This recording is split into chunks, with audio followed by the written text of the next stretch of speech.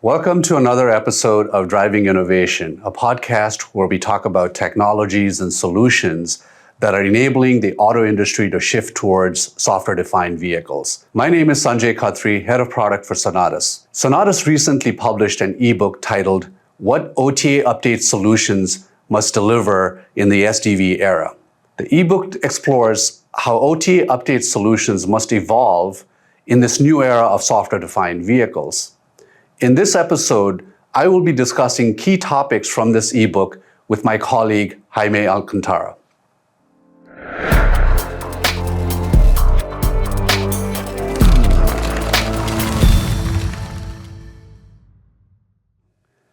According to the research from SBD Automotive, 2 out of every 3 vehicles sold in the US, China, and Europe are OTA capable.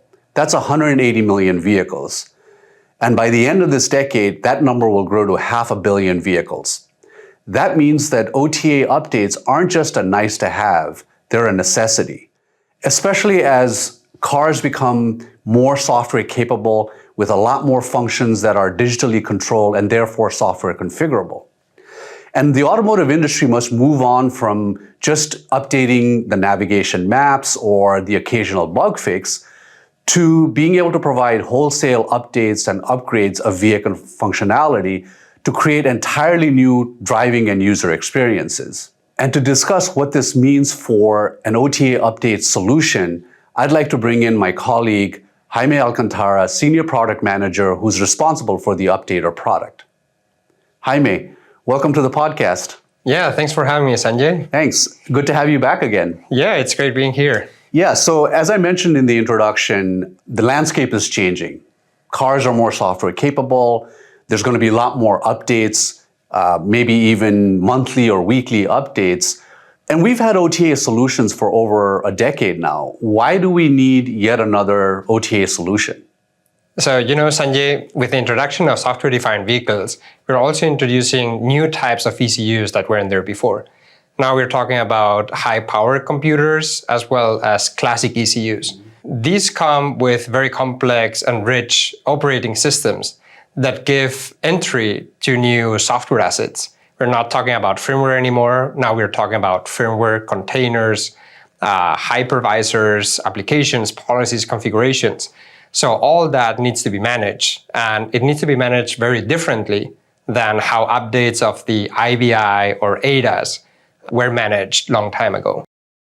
So you're now updating not just a few ECUs in the vehicle, but the entire vehicle. You're introducing new types of software, not just firmware. That sounds like a lot of complexity. So what does Updater do to help manage that complexity? Updater provides users with a single pane of glass that allows them to manage these assets and any more to come in the future.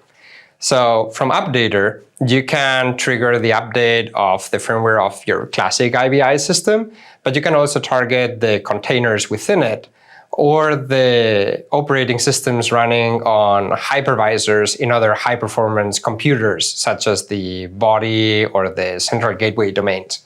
Okay, so a single pane of glass, a single unified interface to manage all types of ECUs, all types of software assets.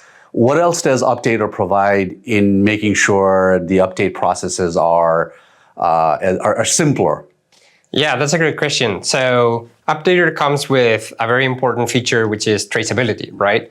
When OEM engineers deploy an update, one of the biggest challenges they have is to troubleshoot if something goes wrong.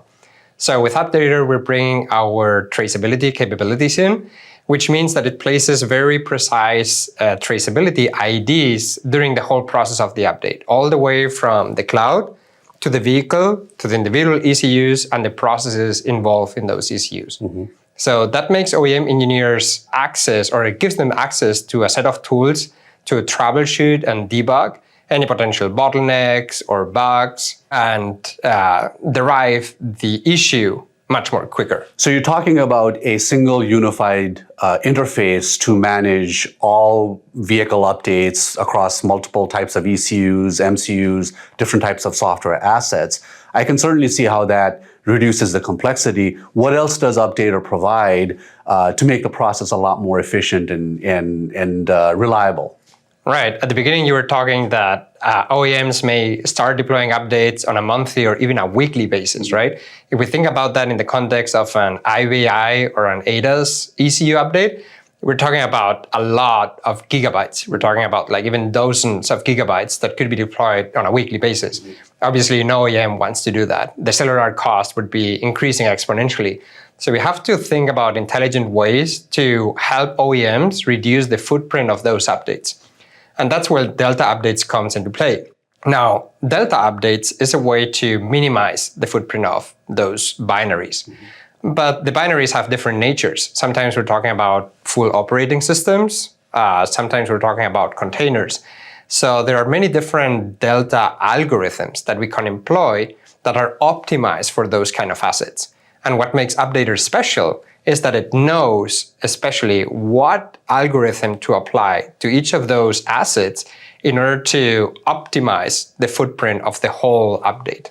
In essence, we're talking about some sort of intelligent compression, if you will, of the updates in order to minimize the package sizes that you're updating, both on the cellular as well as on the Wi-Fi networks. Exactly, yeah. I would also imagine that as there's more and more software in the vehicle, software that is continuously updated, you also want to embrace some sort of a cloud-native development and deployment pipeline all the way from the cloud to the vehicle. What does Updater provide for that? Right. So we're watching also like all these trends in the automotive industry, and very important and remarkable trend right now, it's the shift left in the V cycle. So what that means is that OEMs are trying to simulate and validate all their efforts in regards to the OTA update process before they actually deploy the update to the vehicles. So one way to do that is to actually deploy the update to a virtual vehicle fleet. And Updater supports that and allows you to coordinate any missing dependencies, flag out any vehicles that may fall off of that update, and catch that sooner. And not only that, but Updater also comes with dry run capabilities, we call it. And that's a super cool feature because it actually allows you to see the impact of the update in terms of cost, bandwidth usage, locations being impacted, and gives you a full report of the impact of your campaign before you actually deploy it. So it lets you tweak some settings of the campaign. For example, if you were to deploy a very huge update using a cellular network and then you see the cost, maybe you'd like to think about it twice and use Wi-Fi as a secondary channel. I see. It also sounds like you're able to prevent any sort of potential customer issues right up front when you're doing this dry run in the cloud, so that customers don't end up with a bricked car, for example. Right, and the dry run actually takes our software dependency management into play, which means that every artifact may be depending on a specific hardware and software version, not only in that particular ECU, but in the whole vehicle. So as OEM engineers define those dependencies, what the dry run does is it's going to run the simulation for every single vehicle that's impacted on the fleet and see if any of those dependencies are met. I see. Now, we haven't talked about an elephant in the room, which is security. Obviously, as you're having more connected vehicles, more software updates, it opens up the possibilities for malactors, malware, hacking, those sorts of things. What does Updater do on that front? So we're very aware of that. And especially the OTA pipeline is one of those mechanisms that you want to secure as much as possible against threatening actors. So in order to do that, we also want to support OEMs in their support of UN regulations, such as UN ECR 155 and UN ECE 156. And in order to do so, we comply with all the international standards. We follow the Optane security framework.